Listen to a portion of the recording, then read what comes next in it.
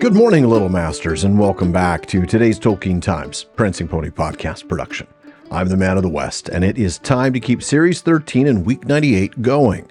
Last week, we completed our two-episode look at letter number 228, in which Tolkien had some strong words about the Swedish translator. As I said last week, you ain't seen nothing yet. 228 was dated January 24th, 1961. 229 is nearly a month later, on February 23rd. And I think that the professor may have been stewing over things for those few weeks, because he opens with no fanfare and an expression of deep frustration. I now enclose a copy and version of Olmark's nonsense, in the hope that you may think it justifies my annoyance. I have not looked at his second outburst. I feel I cannot just now take any more. So, Olmark's is not on the professor's good side, clearly, but what did he do? Well, the rest of the letter is a series of excerpts from the introduction that Olmark's wrote for the Swedish translation of The Lord of the Rings, interspersed with the professor's own, rising anger is a gentle way to put it. Let's go ahead and dive in. Olmark's wrote, "It is hard to believe that the deep-rooted, native-born hobbit from Middle South England would feel very much at home in Leeds. Inauguration into the Anglo-Saxon chair in Oxford was for him like coming home again from a trial expedition up to the distant Fornost." Points for using Fornost, I guess? I mean, that's Northern Fortress, so he didn't mess that up in translation. This feels rather assumptive, and, well, it turns out it is. Tolkien's response. This is Olmark's first serious piece of presumptuous impertinence. I was devoted to the University of Leeds, which was very good to me, and to the students whom I left with regret. The present students are among my most attentive readers, and write to me, especially about the appendices. And remember, that last bit about them reading the appendices is especially relevant, since it was a question about whether the appendices should be included in the Swedish translation that started this whole debacle. Tolkien continues, expressing concern that if this claim by Olmark happened to get to the folks at Leeds, they'd be offended.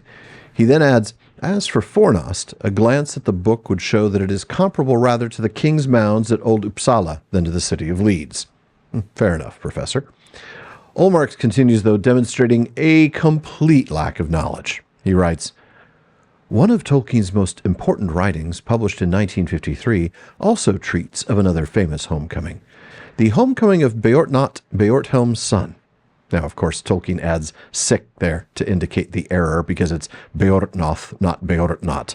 But now we're veering dangerously close to pedantic territory. But as anyone who's read the story knows, it's not a homecoming at all, as Tolkien writes. Coming home dead without a head, as Beorhtnoth did, is not very delightful. But this is spoof. Olmark knows nothing about Beorhtnoth, or his homecoming, never mentioned till I wrote a poem about it, and he has not seen the poem. I do not blame him, except for writing as if he knew. And that's the problem, really, pretending to know stuff you don't know. Now, if you're, say, an amateur podcaster, you can often get away with pretending you know things, from what I hear. Now, Olmark doesn't stop there, claiming that Tolkien began by telling tales about it, Middle-earth, to his children, then to his grandchildren, and they were fascinated and clamored for more and still more. One can clearly see before one the fireside evenings in the peaceful villa out at Sandfield Road in Headington near Oxford, with the Barrow Downs or Headington Hills in the rear, and the Misty Mountains or the 560 feet high Shotover in the background. I'm desperately trying not to laugh out loud here. Tolkien doesn't hold back, beginning his next sentence with 2 exclamation marks before slamming Olmark. This is such outrageous nonsense that I should suspect mockery. I couldn't blame him if he did, but he points out he doesn't actually suspect that Olmark is mocking him, because Tolkien can readily observe that he is ever ready to assume intimate knowledge that he has not got. The first bit of that assumed intimate knowledge is family, as Tolkien explains. I have only 2 grandchildren, one 18, who first heard of the book 5 years ago. The other is only 2. Now, this letter was written in 1961, so the 18-year-old that Tolkien is referring to here would be Michael George Tolkien, born in 1943, the son of Tolkien's second son, Michael Hilary Ruel Tolkien. The 2-year-old is Simon Tolkien, son of Christopher Tolkien, and one-time guest on the Prancing Pony podcast way back in our first season.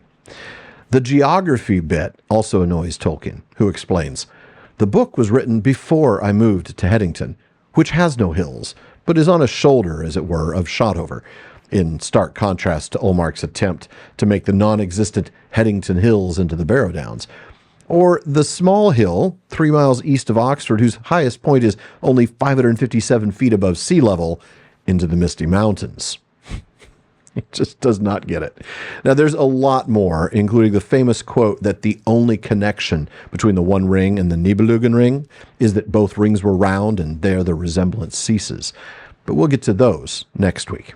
For now, folks, this wraps up this week's Tolkien Tuesday. Be sure to join me again next week when Olmark continues with his annoying presumptions. In the meantime, please visit patreon.com/TolkienTimes to learn how you can join the Content Council, get an ad-free feed and a bonus episode every week, and then join me again tomorrow on today's Tolkien Times for Word Nerd Wednesday. Subscribe to the TTT in your podcast apps or to the PPP channel here on YouTube, where the full back catalog of the PPP has now been uploaded for you to enjoy. And be sure you're following @PrancingPonyPod on social media. Finally, as Faramir says, go with the goodwill of all good men.